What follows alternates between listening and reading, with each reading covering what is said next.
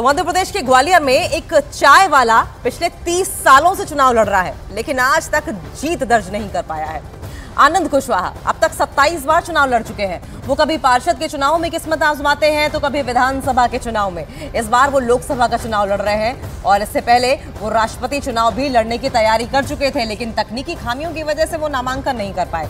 27 चुनाव हारने के बाद भी आनंद कुशवाहा ने न हौसला खोया है न उम्मीद छोड़ी है। उनका कहना है कि जब एक चाय वाला प्रधानमंत्री बन सकता है तो वो सांसद तो जरूर बन सकते हैं। और इसी उम्मीद में आनंद अपने सियासी करियर का 28वां चुनाव लड़ने जा रहे हैं, जिसके लिए वो 18 अप्रैल को नामांकन करेंगे।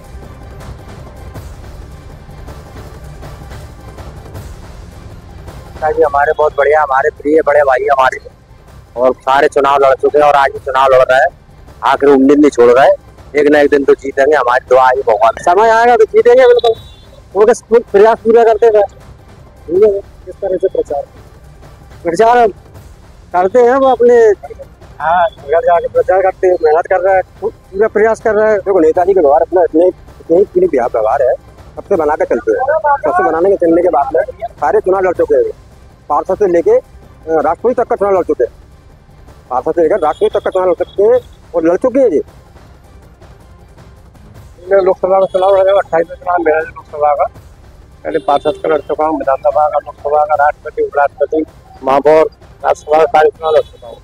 मेरा 28वां चुनाव लोकसभा का तो लड़ रहा हूँ, अपने हिसाब से लड़ता हूँ। साइकिल में प्रचार करता हूँ, पैदल में प्रचार करता हूँ। दो प्रचार के दो ही साधन है, साइकिल और पैदल कर। टाटा टी प्रीमियम देश की चाय करता है देश के हर वोटर से एक अपील। इस बार देश के साथ नो कॉम्प्रोमाइज। इस चुनाव में वोट जरूर करें।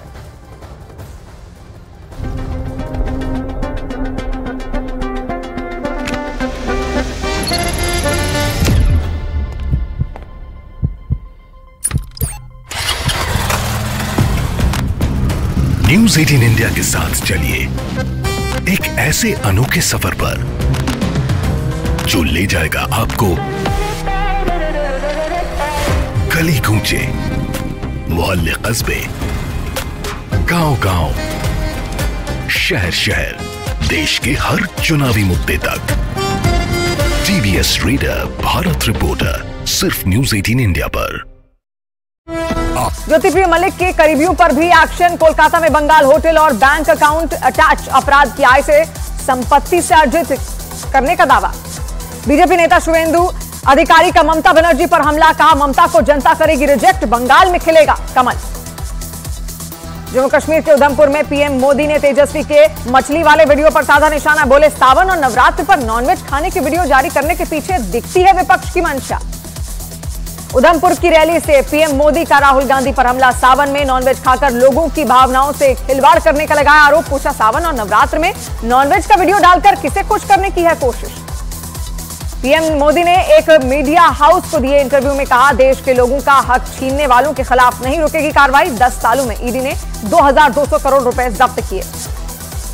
पीएम मोदी ने कहा धारा 370 हटने के बाद खुलकर सांस ले रहा है जम्मू कश्मीर, मोदी की गारंटी पूरी हुई।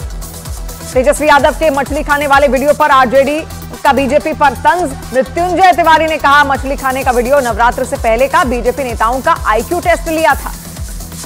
हिमाचल के मंडी से बीजेपी उम्मीदवार कंगना रनौत ने पीएम मोदी की तुलना भगवान राम से की, बोली वो साक्षात राम के चरित्र का अंश हैं।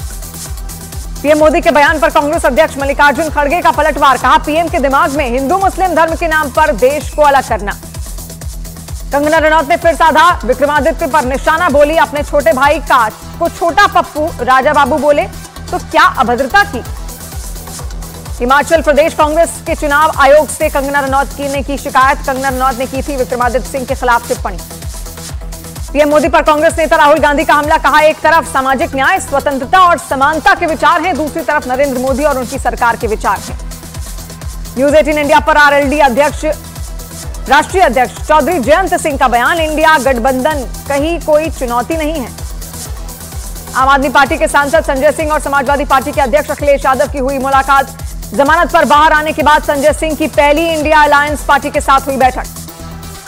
बीजेपी अध्यक्ष जेपी नड्डा का दावा, कहा बीता 10 साल विकास का रहा और 10 साल भारत को अग्रणी देश के रूप में आगे बढ़ते देखा। गृह मंत्री अमित शाह का तमिलनाडु दौरा, कन्याकुमारी में रोड शो करेंगे गृह मंत्री अमित शाह।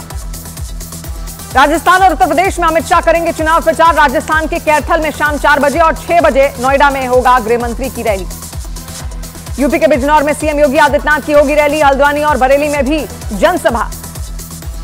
कांग्रेस की महासचिव प्रियंका गांधी का उत्तराखंड में चुनावी अभियान। रामनगर, रुड़की और हरिद्वार में जनसभाओं को करेंगी संबोधित। तमिलनाडु के मदुरै में अमित शाह ने एआईएडीएमके और डीएमके पर बड़ा हमला बोला। कहा, राजनीतिक भ्रष्टाचार के कारण तमिलनाडु का उतना विकास नहीं हो पाया जितनी संभावनाएं हैं। यूपी के सीएम योगी आदित्यनाथ ने एक बार फिर माफिया पर किया कड़ा प्रहार। बोले, कोई सुधार पर खतरा बनेगा तो जीरो टॉलरेंस की नीति के तहत तय कर दिया जाएगा, उसको मिट्टी में नहीं मिलेगी। असम के सीएम हेमंत बिस्वा शर्मा का कांग्रेस पर बड़ा आरोप। कहा, हमारे दिमाग में हिंदू मुस्लिम नहीं होता, कांग्रेस के दिमाग में सिर्फ एक ही जाति होती है। कांग्रेस नेता अजय राय की स्मृति ईरानी पर कटाक्ष। बोले, स्मृति ईरानी की बातचीत का स्तर गिरता जा रहा है।